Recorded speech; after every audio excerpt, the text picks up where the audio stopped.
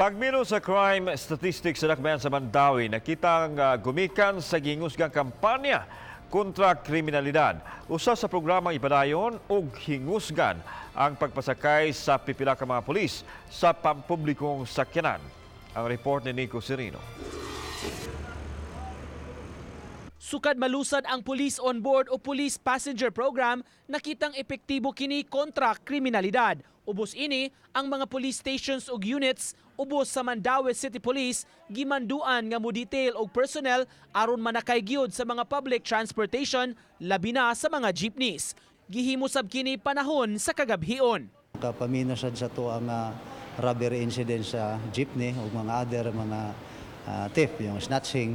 Nakapaminos kay na for the last 4 weeks wala na tay mga robbery incidents na kadtong mga victimize mga passenger jeepneys. Gisaad sa kapulisan, padayon og palapdan pa kini uban sa lain-laing anti-criminality programs. Atul sa Mandaue City Peace and Order Council kun sipok meeting kaganihang buntag, gituki ang crime statistics sa dakbayan kundi inatala ang 14.3 average index crime rate sa buwan sa Mayo.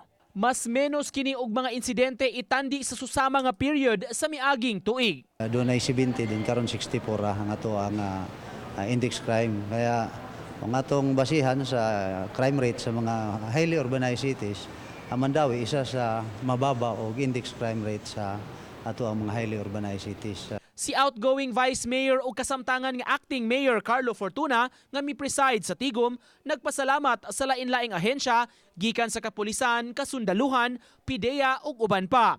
Kinitungod sa pagtinabangay aron mapabilin ang kahapsay ug kalinaw sa dakbayan. Siya sab na tagbaw sa pagmenos sa crime volume. For the past quarters, taas kayo ang kanang kawat sa motor. Karon it went down to about only 3 incidents. And then in fact, so far sa drugs po nato, at least ang nadakop sa police, di ka na mga yagmel na kayo nga sachet-sachet. Wadyo sitwasyon nga katong mga kinilo. Uban ni Godfrey Relien, Nico Sereno, Balitang Bisdak.